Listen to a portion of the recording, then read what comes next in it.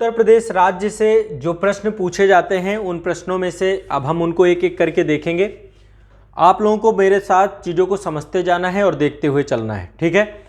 तो ये पहला प्रश्न है आपका और इसमें आपको पार्टिसिपेट करना है। सभी को चैट सेक्शन में, कमेंट सेक्शन में बताना है कि इसका क्या आंसर होगा। पहला क्वेश्चन है आपका, उत्तर प्रदेश की संस्कृति का एक ऐतिहासिक पूर्व काल है, इसमें निम्नलिखित में से कौन सम्मिलित है। मतलब कह रहा है कि कौन इतिहास में आता है, इनमें से किसको इतिहास को माना जा सकता है। यहाँ पे एक चीज़ समझिएगा। चलिए मैं आपको यहाँ पे इस क्वेश्चन को बताने से पहले, जब आप इसका आंसर बताएं उससे पहले मैं आपको यहाँ पे एक चीज़ समझाता हूँ। इतिहास को हम 3 भागों में बांटते हैं, हिस्ट्री को हम 3 भागों में बांटते हैं, ठीक है, 3 भागों में, ताकि आपको आंसर देना आसान रहे थोड़ा सा। पहला है आपका, क्या बोलते हैं उसको, प्रागैतिहासिक काल। प्रागैतिहासिक काल, प्रागैतिहासिक काल। दूसरे नंबर पे क्या बांटते हैं हम, आद्य ऐतिहासिक काल, ऐतिहासिक काल। और तीसरा है ऐतिहासिक काल, ठीक है। प्रागैतिहासिक काल वो होता है जिसके कोई भी प्रमाण नहीं मिलते हैं, कोई भी लिखित साक्ष्य नहीं मिलते, केवल पुरातात्विक सामग्री पर ही हम आश्रित होते हैं, प्रागैतिहासिक काल कहते हैं। आद्य ऐतिहासिक काल वो है जिसके लेखन तो पता है, लेखन शैली तो है, पर हम अभी तक पढ़ नहीं पाए हैं। तो इसका सोर्स भी पुरातात्विक, जो उस समय हमें खुदाई से प्राप्त वस्तुएं होती हैं, और इसका स्रोत भी वही होता है। बट ऐतिहासिक काल वो है जिसके बारे में लिखित प्रमाणिक साक्ष्य भी मिले हैं। पुरातात्विक अवशेष तो मिले ही हैं, साथ साथ लिखित प्रमाणिक साक्ष्य मिले हैं। तो अब बताइए, निम्नलिखित में से कौन सा ऐतिहासिक पूर्व काल है जिसमें निम्नलिखित में से कौन सम्मिलित, ठीक है, कौन सम्मिलित है, ये ध्यान रखिएगा, नहीं है नहीं बताना है। बताइए भाई इसका आंसर। एक का सी वाले हैं यहाँ पे, सी का मतलब है, ये कह रहे हैं 3 है और 4 है और 1 है। सी वाले काफी लोग हैं, बिल्कुल सही बात है। बुद्ध का प्रमाणिक साक्ष्य है कि नहीं है, इतने सारे ग्रंथ मिले हैं, त्रिपिटक है, सब कुछ है, पढ़ा हुआ है। नवाबों का लिखित साक्ष्य मिला है कि नहीं मिला है, नवाब शब्द लिखित तौर पे हर जगह मिला है, महाराज शब्द भी मिला है, पर प्रभु श्री राम लिखित साक्ष्य नहीं है। महाकाव्य काल जो है आपका आद्य ऐतिहासिक काल के अंतर्गत आता है। अब आप कहेंगे सर रामायण में तो है, महाभारत में तो है, तो रामायण महाभारत 2 महाकाव्य काल से जुड़े हुए हैं, और ये प्रामाणिक तौर पे किस समय अवधि में थे, द्वापर युग, त्रेता युग। जो कहानियां पुराणों और उनमें मिलती है वो ऐतिहासिक नहीं होकर के आद्य ऐतिहासिक, या फिर अभी भी उसको पर्याप्त तरीके से, क्योंकि लिखित तौर पे तो चलिए रामायण में मिलता है, वाल्मीकि रामायण है ना, तुलसी जी की जो रामायण है रामचरितमानस, वो मध्यकाल में लिखी गई है ना। तो वाल्मीकि रामायण में राम का प्रमाण है, लेकिन तत्कालीन समय में प्रामाणिक वस्तुएं नहीं मिली हैं। अब देखिए बाबरी मस्जिद विवाद जो है पूरा का पूरा एक मैटर रहा, तो प्रमाण को लेकर के काफी जद्दोजहद करनी पड़ रही है, अब जाके सुप्रीम कोर्ट ने जो है इसको स्वीकारा है। तो राम एक ऐसे व्यक्तित्व है, ऐसे कैरेक्टर हैं जो है ऐतिहासिक यानी प्रामाणिक काल के अंतर्गत नहीं माने गए। तो आयोग ने इसका आंसर सी सही दिया है। समझ गए अब बात को। कृष्ण भी होंगे तो कृष्ण भी गीता में मिलता है, महाभारत में सब कुछ मिलता है, लेकिन तत्कालीन समय में चीजें कैसी थी, कहां पे, वो प्रमाण नहीं मिलते। दोनों चीजें होनी चाहिए, प्रामाणिक स्रोत भी होने चाहिए और लिखित साक्ष्य भी होने चाहिए, तब जाके हम एक्सेप्ट करते हैं ऐतिहासिक। इतिहास का मतलब है प्रमाण के साथ जो मिले उसे इतिहास कहते हैं, जिसमें प्रामाणिकता हो वो इतिहास का अंग है। तो इसका सही आंसर क्या है, नमित तिवारी जी करें सर, तो मिल तो गया है ना अब मिल तो गया है, लेकिन महाकाव्य काल को ऐतिहासिक काल में नहीं रखते। ऐतिहासिक काल जो, देखो अब ये तो आपका एजुकेशनली आस्था से आप हट जाइए, यहाँ पे आस्था के तौर पे देखेंगे तो राम तो फिर सबके पूज्य हैं, आराध्य हैं, है ना। तो आस्था से हट के देखना है यहाँ पे। प्रागैतिहासिक काल जो आपका है, इसकी अवधि जो आपकी है लाखों वर्ष पहले से लेकर के 2500 बीसी तक मान लीजिए, ठीक है। ये आपकी आद्य ऐतिहासिक काल 2500, यहाँ पे 1500 बीसी से लेकर के ये 600 बीसी तक था आद्य ऐतिहासिक काल, वैदिक काल और उत्तर वैदिक काल, और 600 बीसी से लेकर के अब तक के काल को ऐतिहासिक काल कहते हैं। और जो महाकाव्य का टाइम पीरियड है लगभग 800 बीसी के आसपास का माना जाता है, ठीक है, लेकिन प्रमाणिक साक्ष्य उस तरीके के नहीं मिले हैं जिस कारण से इसको हम ऐतिहासिक काल के अंतर्गत नहीं रखते हैं। बस इसको इस तरीके से देखना है। ठीक है, क्लियर है? प्रमाणिक साक्ष्य के तौर पे इसको स्वीकार नहीं रखा गया है। क्लियर है, स्पष्ट है, सिंपल सी बात है। इसको जब भी कभी ऐसे क्वेश्चन आते हैं तो जिसने सी लगाया उसका सही है। ठीक है, सी वाले सही है। आगे बढ़ते हैं, अगला क्वेश्चन है हमारा। अगला क्वेश्चन है गाजियाबाद में अलीगिरपुर, देखो ये आलमगीरपुर, माफ करिएगा, सिंडस वैली सिविलाइजेशन है। अभी पहले आप बता दो किससे जुड़ी हुई है, सब लोग आंसर बताएं। क्वेश्चन है गाजियाबाद जनपद में आलमगीरपुर से प्राप्त पुरातात्विक सामग्री का प्रतिबिंब करती है। सही आंसर क्या होगा? सिंपल सा है, पिंटू सा क्वेश्चन है, ए सही है इसका, है ना। इसमें एक ये याद कर लीजिए, मांडा जम्मू कश्मीर से लेकर के जो सिंधु घाटी सभ्यता का विस्तार है, मांडा जम्मू कश्मीर से लेकर के दैमाबाद, दैमाबाद कहाँ पड़ता है आपका? महाराष्ट्र में, है ना। इसके बाद यहाँ पे है सुत कांगेडोर, सुत कांगेडोर ये आपका पड़ता है मकरान तट, बलूचिस्तान, मकरान तट, आज मैंने IR में पढ़ाया ना आपको बलूचिस्तान। ठीक है, वहां से लेकर के ये आपका है आलमगीरपुर, आलमगीरपुर, तो आलमगीरपुर आपका यूपी में पड़ता है, मेरठ मंडल पे, सहारनपुर पे, है ना। तो ये आपका इसका सही आंसर है, इंडस वैली सिविलाइजेशन की साइट है ये। ठीक है, ये आपको पता होना चाहिए, उत्तरकालीन अवस्था की साइट है ये, तो ये आपको ध्यान रखना है। क्लियर है? चलिए अगला क्वेश्चन है, देवबंद आंदोलन यूपी संयुक्त प्रांत में किस वर्ष में आरंभ हुआ? अब ये क्वेश्चन आप बताइए, देवबंद आंदोलन बड़ा जो है मुस्लिम धर्म सुधार से जुड़ा हुआ आंदोलन था, और कब प्रारंभ हुआ, किसने की? अब ये तो नहीं पूछूंगा, क्वेश्चन जो है देवबंद आंदोलन यूपी संयुक्त प्रांत में किस वर्ष आरंभ हुआ था?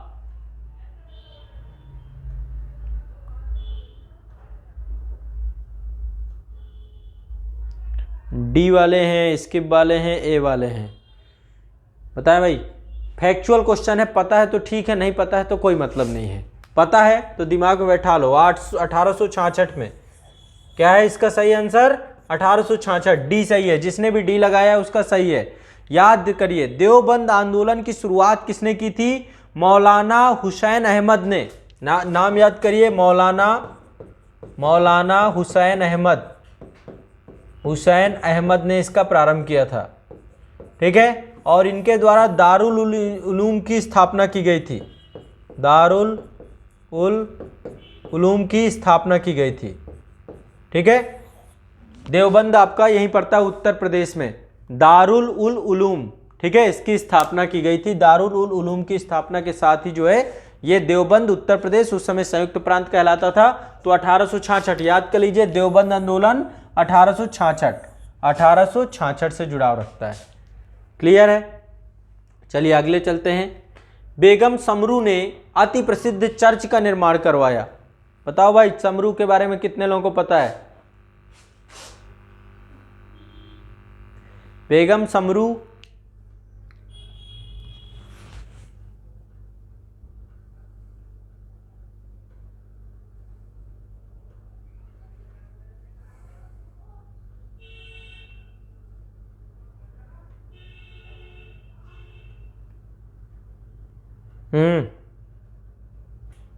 स्किप। चार का बी वाले हैं, सी वाले हैं, डी वाले हैं। देखो पहले एक कहानी सुनो थोड़ी सी छोटी सी इसमें, तब आपको ये समझ में आएगा, क्योंकि अब आपको समरू तो समझ ही नहीं आएगा कि समरू कौन है। तो ये पहली बात, महिला की बात हो रही है, किसी बेगम लगा हुआ है तो बेगम किसी की होंगी। अब समरू कौन था? सबसे बड़ी दिक्कत ये, तो एक पर्सन था जिसका नाम था वाल्टर रेनहार्ट सांब्रे। सांब्रे से समरू बन गया। जैसे हमारे यहाँ पे भी, मतलब मेरे साथ 2-3 दोस्त हैं, दिल्ली यूनिवर्सिटी में पढ़ते थे, तो उनमें से एक था, वो अपने आप का नाम रखे हुए थे लेसियस। बिहार से थे वो, बिल्कुल प्रॉपर लेसियस। आप, मैं जब शुरुआत में नाम बताया उसने लेसियस, अरे लेसियस। एक था उनका नाम एंड्रयू एंडरसन, समझिए, वो भी बिहार से थे, एंड्रयू एंडरसन। ऐसे एक शिक्षक भी हैं जो है मुखर्जी नगर में है, क्रिस्टोफर फोनिक्स बिहार से है। कभी आप उन्हें देखिएगा, प्रॉपर बहुत अच्छी टोन है उनकी, बहुत बढ़िया इंग्लिश पढ़ाते हैं। ठीक है, तो नाम है ऐसे और हमारे एक टीचर थे, हमारे पूजनीय हैं वो, शशांक एटम, बिहार से थे वो, हमने उनसे पढ़ा है, ALS के डायरेक्टर हैं वो। तो मतलब नाम का एक प्रभाव पड़ता है। वैसे ही समरू साहब, इनका नाम था वाल्टर रेनहार्ड सांब्रे, ठीक है। तो ये जो है कई रियासतों में सैन्य सेवाएं इन्होंने प्रदान की थी, और बंगाल का नवाब था नब्ज खां, उसके द्वारा सहारनपुर में एक रुहेला सरदार जब्त खां थे, उसको हराने में इन्होंने प्रमुख भूमिका निभाई, ठीक है। रुहेला सरदार जब्त खां को हरा दिया गया। किसने हराया? नब्ज खां के द्वारा। नब्ज खां कहां का था? बंगाल का सरदार था, ठीक है। और हराने में महत्वपूर्ण भूमिका किसने की? वाल्टर रेनहार्ड सांब्रे ने, ठीक है। तो ये जो पूरा का पूरा आपका भूमि वाला क्षेत्र था, सहारनपुर वाला क्षेत्र, ये सहारनपुर वाला क्षेत्र किसको दे दिया गया? सरधना वाला क्षेत्र किसको दे दिया गया? सांब्रे महोदय को दे दिया गया कि लीजिए आप जो है। तो सांब्रे महोदय का नाम समरू पड़ गया, थे सांब्रे, वहीं से समरू, और उनकी बेगम का नाम बेगम समरू हो गया। तो बेगम समरू यहां से निकल के आता है। अब जब बेगम सांब्रे महोदय खत्म हो गए, वाल्टर रेनहार्ड सांब्रे खत्म हो गए, तो उसके बाद उनकी मैडम बेगम समरू जो है शासन सत्ता में बैठती हैं। तो उनके द्वारा ही चर्च बनवाया गया था, सांब्रे महोदय चर्ची। अब बेगम समरू आपको लगे कोई मुस्लिम शासिका आ गई क्या? मुस्लिम शासिका नहीं, ये एक ईसाई थे, ठीक है। तो ये एक प्रसिद्ध चर्च का निर्माण सरधना में करवाया गया था इनके पास, मेरठ के पास ही सरधना एक जगह है। तो सरधना ये पड़ता है आपका मेरठ के पास, ठीक है। मेरठ के पास सरधना है, वहां पर जो है इन्होंने 1753 से लेकर के 1836 इतनी अवधि तक जो है समरू महोदय, ये इनके द्वारा जो है इस अवधि तक इन्होंने शासन किया है, ये इनका टाइम पीरियड था। और अति प्रसिद्ध चर्च का निर्माण इन्होंने मेरठ वाले क्षेत्र में करवाया है, ठीक है। इसके बाद नेक्स्ट है आपका अगला क्वेश्चन, बहुत अच्छा क्वेश्चन है, बहुत सिंपल सा क्वेश्चन है, आपके पूर्वांचल वाले क्षेत्र से जुड़ा हुआ क्वेश्चन है।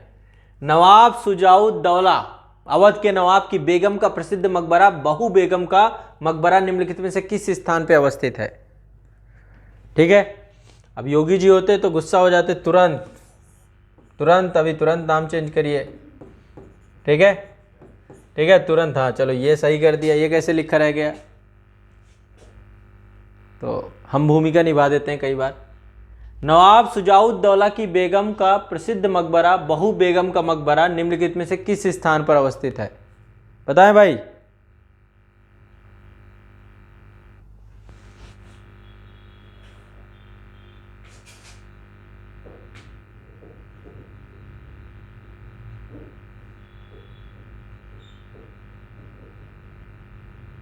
चलो ठीक, कुछ लोग डी वाले हैं।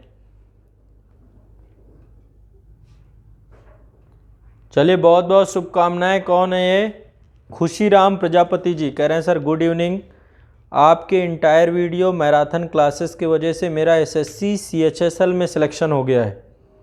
चलिए बहुत बहुत शुभकामनाएं, आराम से आप एंजॉय करिए, और बाकी ठीक है, बाकी तैयारी के लिए तो संस्था ही है, कंटिन्यूअस पढ़िए। चलिए तो इसका सही आंसर यही है, ठीक है, अयोध्या में है। और इनके बारे में तो नवाब शुजाउद्दौला की जो बेगम रानी थी, उनका नाम था उमाजुत्तुल जोहरा बानो, ठीक है। तो उन्हीं की याद में नवाब साहब ने बनवाया था अयोध्या में, ठीक है। चलिए अगला क्वेश्चन है, यहाँ पे कह रहा है निम्नलिखित में से कौन सा सुमेलित नहीं है? अब ये जब तक पता नहीं होगा तब तक आप गड़बड़ कर देंगे, ये तो पता होने वाली चीज़ है, नहीं पता स्किप कर दीजिए। जोश मलिहाबादी थे, ठीक है। रघुपति सहाय फिराक, ये जो है आपके क्या थे? ये इनकी कर्मभूमि गोरखपुर वाला क्षेत्र था, कर्मभूमि जो है इनकी, और ये गोरखपुर क्षेत्र से थे, कानपुर क्षेत्र से नहीं थे, गोरखपुर से थे। तो इसका सही आंसर यही होगा। अब ये पता नहीं होगा तो आप इसको गलत कर देंगे, इसका 6 का सही आंसर बी है, ठीक है। तो ये पता होने के ऊपर है, और ये एक टीचर थे, शिक्षक थे, जो कि इलाहाबाद यूनिवर्सिटी में पढ़ाते थे, और अंग्रेजी के शिक्षक थे, इंग्लिश पढ़ाते थे ये, ठीक है। तो नेक्स्ट अगला है, निम्नलिखित युग्मों में से कौन सा सुमेलित नहीं है? अब ये वाले थोड़ा सा याद कर लीजिए, क्योंकि ये देखिए अमीर खुसरो के बारे में कई बार क्वेश्चन पूछे जा चुके हैं, तो ये आपको याद होना चाहिए। अमीर खुसरो कहाँ से? एटा से ही थे, ठीक है। मिर्जा गालिब कहाँ से, आगरा से ही थे। जोश मलिहाबाद पिछले वाले में भी देखा, यहाँ पर भी वही चीज है। बट यहाँ पे राम प्रसाद बिस्मिल कहाँ से थे, राम प्रसाद बिस्मिल, सरफरोशी की तमन्ना अब हमारे दिल में है, ये आपके शाहजहांपुर, शाहजहांपुर से थे, ठीक है। और इनका जन्म हुआ है 1897 में, 1897 में। और राम प्रसाद बिस्मिल को आपको पता होगा फांसी हुई थी। महान क्रांतिकारी चंद्रशेखर आजाद के सहयोगी थे। और काकोरी कांड जब हुआ था, काकोरी में लूट हुई थी, उस लूट में मुख्य जो है कर्ता धर्ता के तौर पे यही थे। और 1927 में इनकी फांसी हो गई, 1927 में ये फांसी के फंदे में झूल गए, ठीक है। तो राम प्रसाद बिस्मिल ये आपके एक भारत के प्रसिद्ध क्रांतिकारी थे और देश के जो है इंडियन फ्रीडम फाइटर हैं। तो सरफरोशी की तमन्ना अब हमारे दिल में है, ये इन्हीं के द्वारा रचना लिखी गई है, ठीक है। और अमीर खुसरो के बारे में आपको पता है 1253 में इसका जन्म हुआ। पटियाली एक जगह पड़ता है एटा में, पटियाली एटा में एक जगह पड़ती है, वहाँ पर अमीर खुसरो का 1253 में जन्म हुआ। तो अमीर खुसरो कहाँ से जुड़ाव रखते हैं, एटा से, याद रखना है, ठीक है। चलिए, और बाकी मिर्जा गालिब आगरा और जोश मलिहाबाद, ठीक। चलिए अगला है, निम्नलिखित में से किसका जन्म आगरा में हुआ, बताइए भाई। अभी ऊपर थे कुछ आगरा वाले, मिर्जा गालिब, तो एक तो मिर्जा गालिब आ गए, ठीक है। लेकिन यहाँ पे गड़बड़ है, आयोग है, तो कहाँ गड़बड़ नहीं करेगा। यहाँ पे मीर तकी साहब का भी जन्म आगरा में हुआ, तो यहाँ पे 2 ऑप्शन सही निकल रहे हैं। अब ये आपको पता होगा तो आप लगाएंगे भी, तो ये हम क्या करेंगे, निरस्त करा देंगे, क्वेश्चन निरस्त है। ट्विटर में ट्रेंड चलेगा, 2 क्वेश्चन हटाए जाएं तो हटा दिए गए, ठीक है। तो ये इसके 2 ऑप्शन सही है। हाँ, बिहार वाले तो, बिहार जितना दिमाग नहीं है, वो बुद्धि की धरती है, ज्ञान के सब लोग, वहाँ पे आयोग भी प्राप्त हो गया ज्ञान, ई ऑप्शन का, खत्म बात, जाओ कहीं जाना है। इलाहाबाद स्थित अल्फ्रेड पार्क का पुनः नामकरण किया गया, ये आसान है, ठीक है, बहुत इजी है। अल्फ्रेड पार्क को ही पहले देखो, इसके बारे में कुछ बता देता हूँ। पहले इसका नाम था हॉर्नबिल मेमोरियल, ठीक है। और यहाँ पे भारत का एक तरीके से, वहाँ पे हॉर्नबिल मेमोरियल था, वहाँ पर कंपनी गार्डन बोलते थे इसको। उसके आसपास एक बहुत बड़ा गार्डन था, वो एक तरीके की विधानसभा थी। पहले वहीं से ही उत्तर प्रदेश का शासन प्रशासन कंपनी गार्डन चलाया जाता था। फिर इसके बाद जो है स्वतंत्रता संग्राम के बाद आपको पता है कि सुभाष चंद्र बोस को यहीं पर, सुभाष चंद्र बोस ने खुद को जो है गोली मार ली थी, ठीक है। पुलिस मुठभेड़ हुई थी और फिर अंतिम गोली उन्होंने खुद को मार ली, ठीक है। तो चंद्रशेखर जो है आज़ाद जी के नाम पे ही इसको जो है क्या किया गया, इसका नामकरण चंद्रशेखर आज़ाद पार्क रखा गया है। तो चंद्रशेखर आज़ाद इसका सही आंसर है, ठीक, कंपनी गार्डन। नेक्स्ट है, मोतीलाल नेहरू बाल संग्रहालय कहाँ स्थित है, बताएं भाई। मोतीलाल नेहरू बाल संग्रहालय कहाँ स्थित है,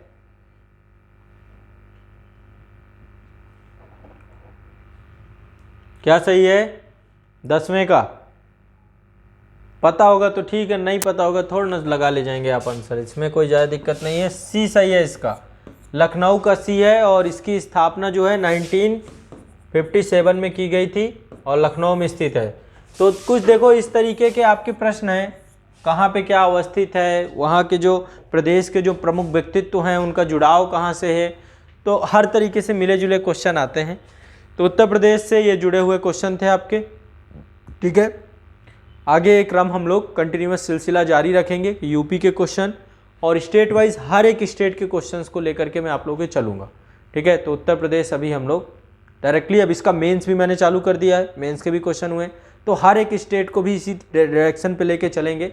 और यदि ये चीज़ें कंटिन्यूअस हुई तो फिर एक बहुत बड़ा रेवोल्यूशन होगा आप लोगों का, मतलब एग्ज़ाम को लेके।